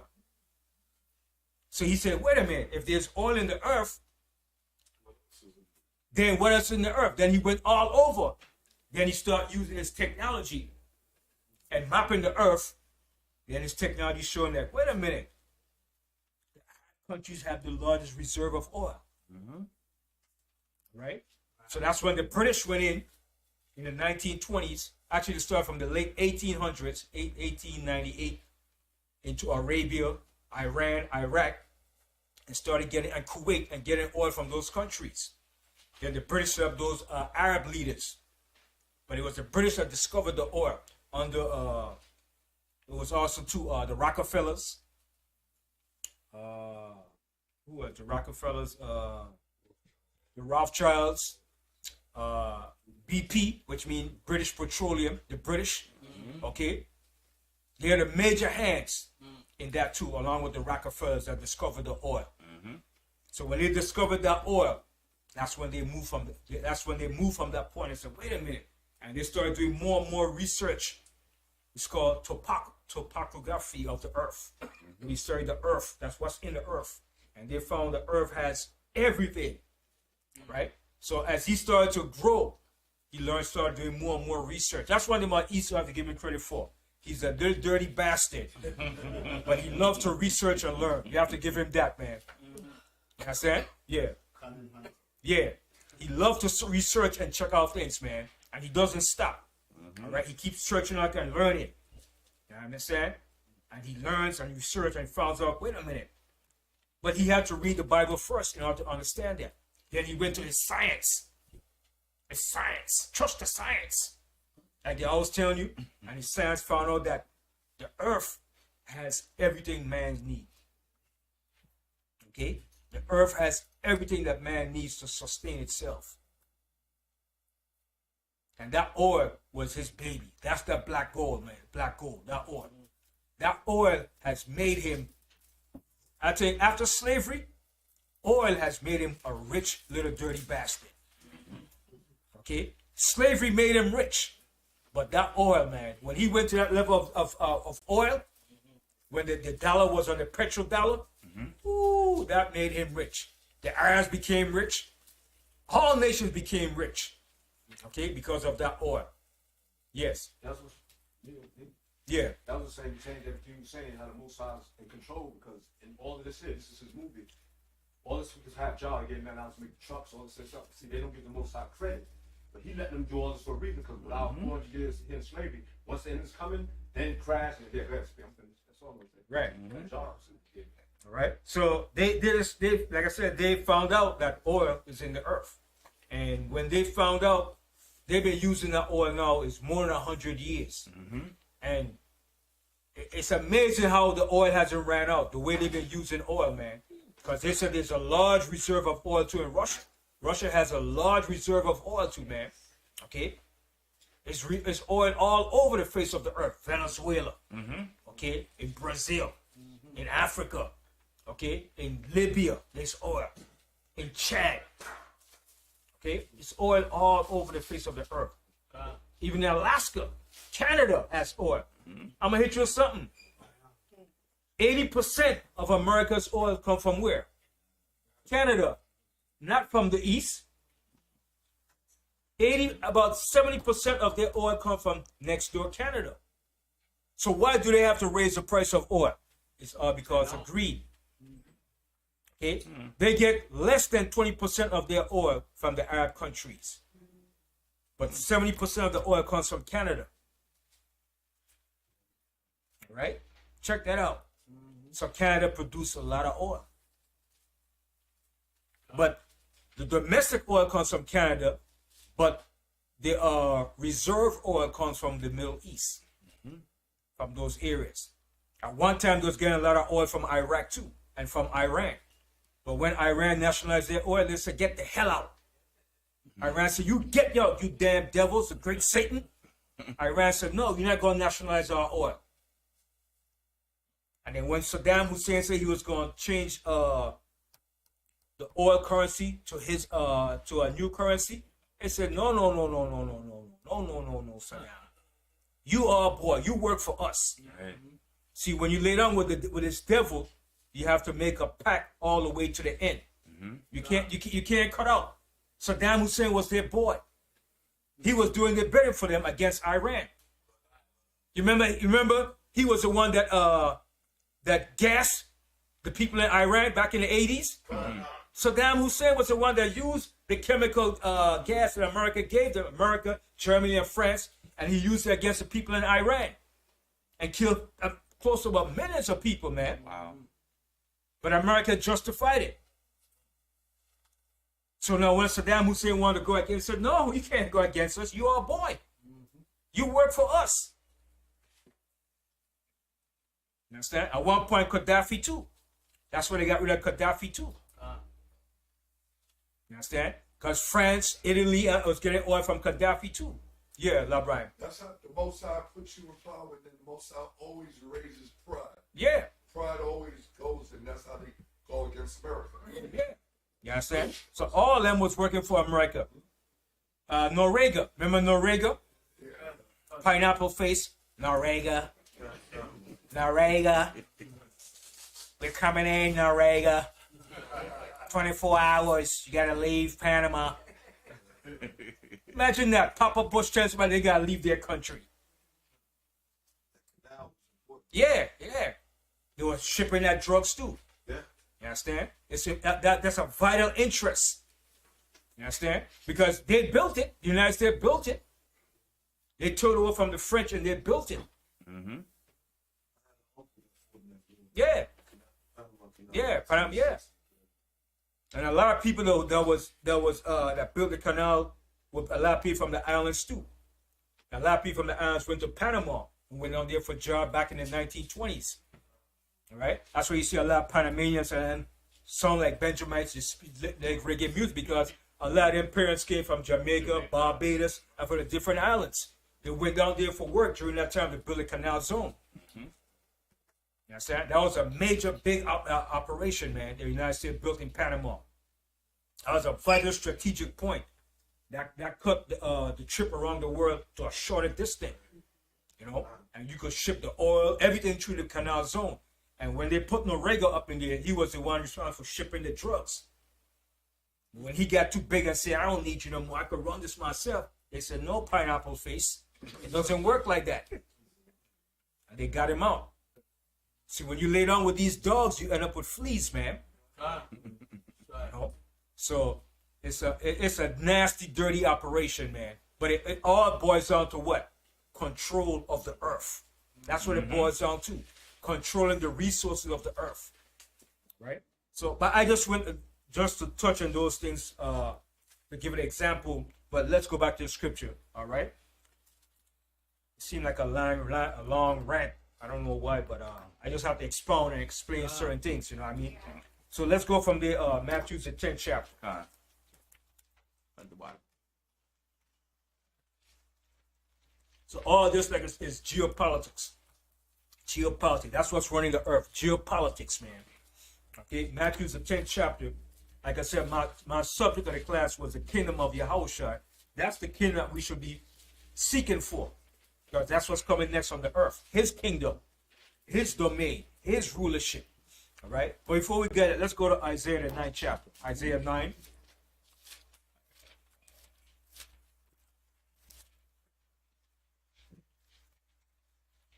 I got it.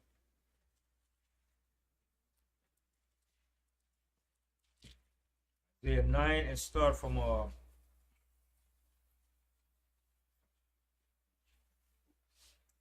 you know what? I should have read this here. Read the 5th verse. I should have brought this up when I read Isaiah 54 and 17. Isaiah 9 and 5. Isaiah 9 and 5 reads, "For every battle of the warrior is with confused noise." So it says, for every battle of the warrior is with confused noise.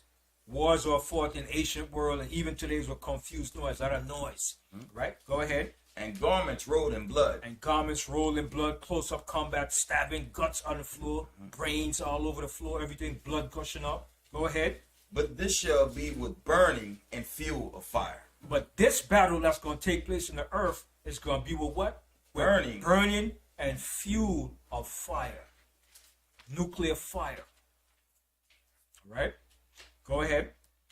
For unto us a child is born, unto us a son is given, and the government shall be upon his shoulders. So this government is going to be upon the shoulder of Yahawashi HaMashiach. Con. This is his government. This is going to be his kingdom that's going to rule this earth next. A righteous government. That's right. All right? Go ahead. And his name shall be called Wonderful, Counselor, the Mighty God. Right. When it says the Everlasting mighty Father. power, when it says the mighty power here, not saying he's God, but he's going to be in that exemplification of the Most High. He's going to represent the Most High in the direct representation of the Most High. Right? That's what it means, a mighty power, when it says a mighty God here. It's not saying he's going to be God, the Most High, but he's going to exemplify everything of the Most High that you want to see in the Most High. It's going to be in him when he rules this government. Go ahead. The everlasting Father, the Prince of Peace, of the increase of his government and peace, there shall be no end upon the throne of David and upon his king, to order it and to establish it with judgment. See, it's going to be established with judgment. Go ahead. And with justice. And with justice. Go ahead. From henceforth, even forever, the zeal of the Lord of hosts will perform this. And the zeal of the Most High of hosts will perform this. It's going to be done. Okay? Nothing is going to prevent this, but this will be done. Right? So now from there, let's go, let's go Matthew 10:5, Matthew 10:5 and 6. I want to read that chapter from the 10th verse on down. But it's a real powerful chapter. Matthew 10:5 and 6. Start from the 5th verse here. This is Matthew 10 and verse 5. These 12 Yahawashi sent forth and commanded them, saying, Go not into the way of the Gentiles, and into any city of the Samaritans, enter ye not, but go rather to the lost sheep of the house of Israel. And that's who we're commissioned to go to. The lost sheep of the house of Israel. That's who the kingdom is for, and that's who it was always for, and that's who it will be forever and ever. Okay? And that's what we're waiting for. That's the promise that the Most High have for us. That kingdom. That everlasting kingdom. All right? That's the future for us. That's the prize we should be looking forward to. Okay? Go ahead. And as you go, preach, saying, the kingdom of heaven is at hand. See, the kingdom of heaven is at hand. It's coming. All right? Go ahead. Heal the sick. He said, heal the sick. Go ahead. Cleanse the lepers. Raise the dead. Cast out devils. Freely ye have received, freely give. Provide neither gold nor silver, nor brass in your purses, nor scrip for your journey, neither two coats, neither shoes, nor nor yet staves, for the workman is worthy of his meat. So this is when Yahawashi sent out his disciples. He sent them out to do this work, commissioned them to do this work, right? He was giving them that direct order, right? Go ahead. And into whatsoever city or town ye shall enter, inquire who in it is worthy, and there abide till you go thence. And when you come into an house, salute it. Right, and when you come into a house, salute it. So, what kind of salute was that? Is it a salute that Esau gives? What kind of salute it was? It was a blessing for Right. the Most High now. Right, a salute, like the way we salute and bless one another. Right. All right? This crap, I don't know where you get this crap from. That's a nice You understand? Yeah. Yes, sir. The Most High says salute, you salute to bless. When we salute, we, hit you, smooth your chest. You know what I mean? Come from love, from directly. A blessing, man. All right? Because remember, your words that you spoke to a person was powerful. You understand? Because remember, when Mary, Elizabeth saluted Mary. When Mary saluted Elizabeth, when she saluted her, what happened? Jeremiah leapt in her womb. John. I'm sorry. Yeah. John. The baby leaped in her womb. Right. Why did the baby leap in her womb? Right, because he recognized the words that were spoken, the spoken word, when he heard that word. And it was a salute, it was a blessing. And the baby leaped in her womb and she was like, whoa. You understand? She recognized that. Words have an effect. That's why the Most High said when you bless, you don't bless and curse at the same time. Right? When you bless a person, man, you have to come with love and sincerity, man. And when she saluted her, man, that word, it resonated, man. It went straight, directly to the spirit. And John leaped in the womb. Right? Because our words, especially in Hebrew, is powerful, man. That's why when we bless one another, it's supposed to be with sincerity and love, coming directly to bless that person. Right? That's the power of words, man. So the baby leap in her womb. Right? Go ahead. We have verse 12. And when you come into an house, salute it. And if the house be worthy, let your peace come upon it. See, let your peace. Because remember, even when Yahawashi, right? When he came back and he met the disciples, what did he say? What did he say to them? When he came in the house and they were all there and they were sitting there, what he said, peace be unto you. Shalom al yakar. You understand? He said, peace be unto you. We salute them with the word peace. Peace be unto you. Shalom al yakar. And some Israelites say shalom aleikum, which means the same as shalom lakum. You understand? That's a strong word. Peace. Salute. All right? So read that part again. And if the house be worthy, let your peace come upon it. But if it be not worthy, let your peace return to you. Right. Don't give your peace. Hey, hold back your peace. You know what I mean? That's why it said, cast out your pearls before swine. Right? Some people is not meant to be taught the truth. Some people just meant to be left to their own destruction. Because they said after the first and second admonition, reject. To hell with them. Don't waste your time with a person, man. Okay, go ahead. And whosoever shall not receive you, nor hear your words, when you depart out of that house or city, shake off the dust of your feet. Shake it off. Shake off that dust. Whoop. That's it. That's your judgment, man. That's your condemnation. A lot of people's not going to want to hear these words, man. I don't want to hear that stuff, brother. Good to you. That's good, brother. That's your own demise. Go ahead. Verily I say unto you, it shall be more tolerable for the land of Sodom and Gomorrah in the day of judgment. See what it says? It shall be more tolerable. And you know the Most High destroyed Sodom and Gomorrah. The Most High said fire and brimstone came out from heaven and destroyed Sodom. But Yahawashi says it's going to be more tolerable in the day of Sodom. Wow. Check that out. So showing you in these last days, it's going to be some hell of a hell, boy. It's not going to be fun and games. It's not going to be easy, man. Okay? Read that verse again. Verily I say unto you, it shall be more tolerable for the land of Sodom and Gomorrah in the day of judgment than for that city. See? And you know Sodom and Gomorrah got destroyed with brimstone like a fire. Let's read that. Let's read that about Sodom. Let's go to Genesis. Let me show you an example of that. Well, I think it was the 13.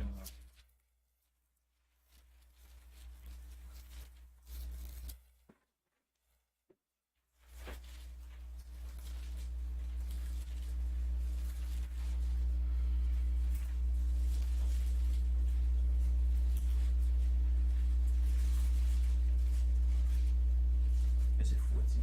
Yeah, 14 and yeah. Is it the elder? So it's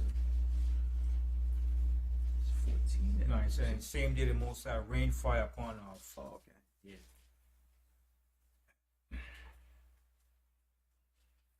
One second. 19. Yeah, I think, 13:19, right? 13 and 19. Oh, 19. 19, right? Yeah.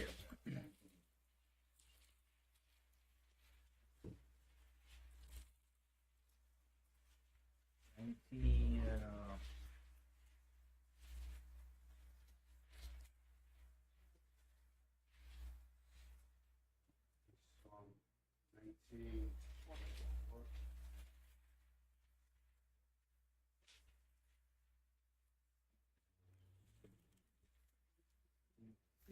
There was also one it says, and the Lord rained fire from heaven.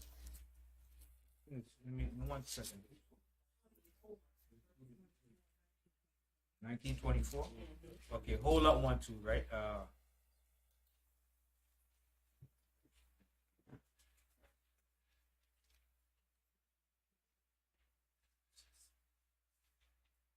Yeah, that's going to Lot's wife. The one you're looking for is in Luke. Okay, hold on 1 in Luke 2, right?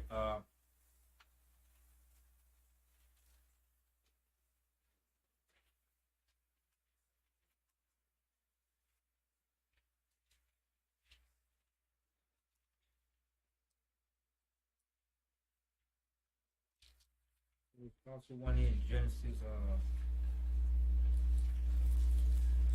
Okay, the one in Genesis 19 says what? 19:24 says what? Says, then the Lord rained upon Sodom and upon Gomorrah brimstone and fire from the Lord out of heaven. Right. Okay, read it again. Yeah. Genesis 19 and 24.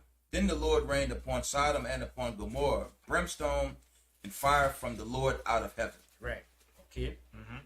And the one in Luke, Yahawashi, what it says? Luke. Yahawashi, you're saying you have one over here?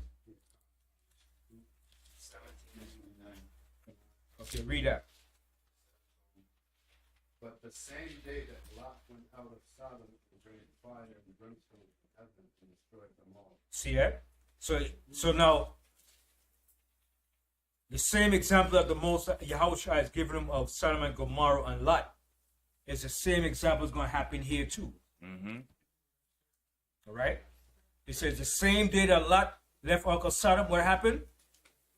The same day that Lot went out of Sodom, fire and brimstone from heaven and destroy them all. Right. So it's simultaneously when we're about to be delivered out of here, the Most High is going to rain down fire and destruction upon this place.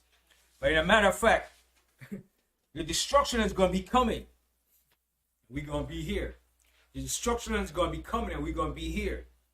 And before that destruction hit, the Most High is going to deliver us. Check that out. It's going to be happening all at the same time. Go to Isaiah 31 and 5. I'm going to show you. At the same time while the destruction is coming down, we're going to be delivered out of here. The Most High said, only with your eyes shall you see the destruction of the wicked. So that's why Scripture said, the righteous scarcely shall be saved. Right? So we're going to be saved and delivered by a mighty power, by a mighty host of angels. Right? Read Isaiah 31 and then we're going back to Matthew 31 and 5. Isaiah 31 and 5. As birds flying, so will the Lord of hosts defend Jerusalem. Stop right there. As birds flying. What are the birds that's flying? Chariots. The chariots. As the chariots is flying over us. And as those destruction is coming. As birds flying, read again. As birds flying, so will the Lord of hosts defend Jerusalem. He shall defend us. Go ahead. Defending also, he will deliver it. See? And defending also, he's going to deliver us at the same time. Simultaneously. Alright? Go ahead. There's more to it. And passing over, he will preserve it. And passing over, he's going to preserve us. The elect. So that's what the scripture said. The righteous scarcely shall be saved. Alright? So that's why it says, as soon as Lot came out of Sodom, the Most High rained down fire upon Sodom and Gomorrah. Then he said, it's going to be more tolerable for the land of Sodom and Gomorrah in the day of judgment than it shall be for this city. It's going to be a lot of exceeding fire coming upon this place, man. That's why the Most High said the elements shall melt with what? Fervent heat. Fervent heat. Let me get that. Yeah. I got it. Even the elements is going to be burning up, man. Yeah, La Brian. I'm going to read this, Mike. It's Exodus 14 and 14. The Most High shall fight for you, and ye shall hold your peace. Peace, right. The Most High is going to fight and defend us too. So we have a lot to be thankful and to give the Most High credit and praise for. Right? Because what's coming upon this earth is not going to be a beautiful thing. Right? Read it, yeah. 2 Peter 3 and verse 10, and it reads, but the day of the Lord will come as a thief in the night, in which the heavens shall pass away with a great noise, and the elements shall melt with fervent heat. See, and the elements shall melt with fervent heat. Go ahead. The earth also, and the works that are therein. The earth, the works therein. What are the works therein? All of man's crazy creation that he have done in the earth. Okay, go ahead. Shall be burned up. Shall be burnt up. Everything is going to be burnt up. All right? Go ahead. There's more to it. Seeing then that all these things shall be dissolved, what manner of persons are you to be in all holy conversations and godliness? See? So what kind of people are we supposed to be? Godly people. Okay? Striving to enter into that kingdom. Okay? All right, so let's go back to Matthew's, the 10th chapter.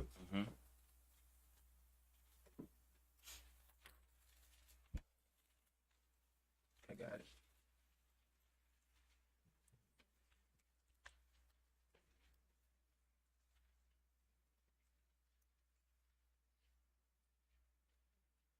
So we left off in the 15th verse. We read that. Okay, the 16th verse. God, behold, I send you forth as sheep in the midst of wolves. Be you therefore wise as serpents and harmless as doves. Now, see this here? Behold, I send you forth as sheep in the midst of wolves. Be ye therefore wise as serpents and harmless as doves. What was Yahawashi telling the disciples and also telling us for these last days. What was the wisdom that he was imparting? When he says, "Behold, I send you forth as sheep in the midst of wolves. Be ye therefore wise as serpents and harmless as a dove." And what else?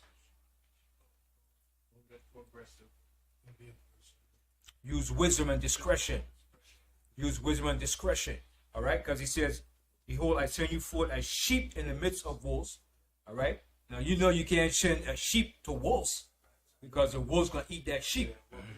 But we still are sheep. So when we go before these wolves now, you have to be what? Wise. You have to be wise. You have to be careful. You have to be circumspect. You have to be observant and watching. You just can't go, "Oh, yeah, la-di-da-di, God love everybody." No. You have to watch, analyze, right? Right? Then it says, "Be ye therefore wise as serpents." Why do he say be wise as a serpent, Brian? Because a serpent is patient on his prey. He looks and he analyzes before he strikes. Right. So you gotta be wise as a serpent. As you see him there, that I don't like serpents there, but that's a smart creature, man. He ain't stupid, man. All right, he sits there and he,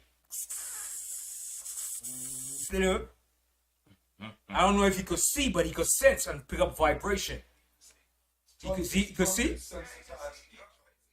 His tongue sensitive. Yeah, his tongue picked up the vibration and senses thing. But I don't know what do he see? Yeah, he could see, right? The serpent. He's probably used those heat sensing in the nighttime. Yeah. So he can pick up the things that he can't see at night. Mhm. Use those picks in the nighttime. Right. He can see in the day. Right. But he's smart. He's clever. He's patient, man, and he waits. And he waits for the opportune time to strike. Okay. Now a snake too, a serpent too, will back off from his enemy too. Okay. But if he's back in a corner where he can't run, he's gonna put those fangs out, man. Okay. But I haven't seen a cobra or a black mamba run, man. That black mamba, man, if he bites you, man, say goodbye. And that black mamba is so quick. Even that cobra, that he's quick too, man. Yeah, man. Swift, man. And he stands up. You know. Most I got some serious things out there, man. Serious, man. And when he strike, man, that's a deadly strike, man. Yeah. The difference between the cobra and the black mamba, the cobra can hit you, but the black mamba will keep hitting you. Yeah. He ain't gonna hit and start Yeah. hitting you all the time. Yeah, that black mamba, man. He's quick too, man. You know? Yep. So he said, be wise as a serpent, man. So you got to calculate. Wise. All right? Go ahead. Verse 17. But beware of men, for they will... And then he says here, and then last it says, harmless as doves. What does it mean to be harmless as dove? Harmless as doves. Well, you know a dove is a harmless creature, right? Yeah.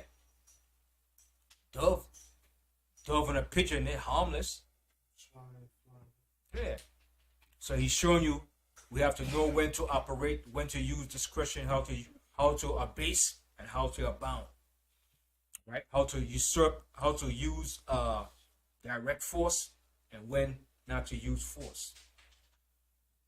Right? Yes, like the scripture said, there's a time for everything.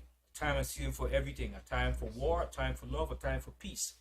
So when you go in the midst of these people, you have to know how to use the proper wisdom. Now, do we know he's a devil? So are you going to go in there and say, you goddamn devil, you? Are you going to do that? No, you know he's a devil, but you're gonna put that in check and deal with him. Right. You understand? To move to that next level. All right? But we know he's a devil, but you're not going to go in there and call him the devil. Right. You keep the upper hand. Right, you understand? So you use wisdom. All right? Go ahead. Verse 17. But beware of men, For they will deliver you up to the councils, and they will scourge you in the synagogues. And that was our people doing that. This was our people. All right, go ahead. And ye shall be brought before governors and kings for my sake, for a testimony against them and the Gentiles. But when they deliver you up, take no thought how or what ye shall speak, for it shall be given you in that same hour what you shall speak. For it is not ye that speak, but the Spirit of your Father which speaketh in you. Go ahead. And the brother shall deliver up the brother to death. And that's going to happen in these last days too, on a higher rate too. All right, go ahead. And the father, the child, and the children shall rise up against their parents, And that's going to happen more frequently in these last days too. All right, go ahead. and cause them to be put to death. And ye shall be hated of all men for my name's sake. But he that endureth to the end shall be saved. Right. So you have to endure all these things. All right. These are some of the things that we have to endure too. All right. Go ahead. But when they persecute you in the city, flee ye into another. For verily I say unto you, ye shall not have gone over the city of Israel till the Son of Man be come. Right. So the disciples didn't go over all the land of Israel. All right. Right. Because it was so much of us that were scattered all over the place, the four corners of the earth. All right. Go ahead. The disciple is not above his master, nor the servant above his Lord. And it is enough for the disciple that he be as his master, and the servant as his Lord. If they have called the master of the house of Beelzebub, how much more shall they call them of his household? Right. So they call Yahawashi Beelzebub. So they call him Beelzebub. How much you going to call you, though, his followers? Okay, go ahead. Fear them not, therefore, for there is nothing covered that shall not be revealed, and hid that shall not be known. What I tell you in darkness, that speak ye in light, and what ye hear in the ear, that preach ye upon the housetops. And fear not them which kill the body, but are not able to kill the soul, but rather fear him which is able to destroy both soul and body in hell. Right. So the Most High got the power to destroy you on all levels. All right. And then Buju Banton made this song. He said, murderer, murderer. He said, you could kill I today, but you can't kill I tomorrow. So I mean, you could kill him today, but you still can't kill him no more because there's no more to kill. So I mean, you can't totally destroy him. You understand? But when you listen to that song, it's heavy what he's singing. It's heavy because it's related to what Yahawashi said here. All right? He said, fear not them that could kill the body, but are not able to kill the soul. You could kill a man, but you can't kill his soul. You understand? Only the Most High could kill and destroy your soul. But then in another movie too, which when I saw it, I had to step back and like, damn, who the hell wrote this movie? Remember that movie Shutter? In the end, when he said, what you want? What you want? The woman, give the money. He said, I want your soul. When he said that, I had to like back up like, damn, who the hell wrote that movie, man? Enough you to put something in that movie, like you have to know something about life and death and the truth, man. You know, when you say you want a man's soul, that's some heavy stuff, man. You're dealing some high level stuff when you say you want a man's soul, because no man could take your soul but the Most High. You know? So when I heard that, I had to back up and pause like, wait a minute. Wow. Where the hell he got that from? Who wrote that line, man? You know? So in certain things, like I said, when you hear certain things and see certain things, you have to analyze it. So I just want to share a part that Yahawashi said, only the Most High could take your soul. But when I heard that in the movie, man, it was like, whoa. I had to back up for a while and like, whoa. Who wrote that movie, man? Who wrote that line for him to play that part? You know? And he came and he put the gun in his mouth. He said, I want your soul.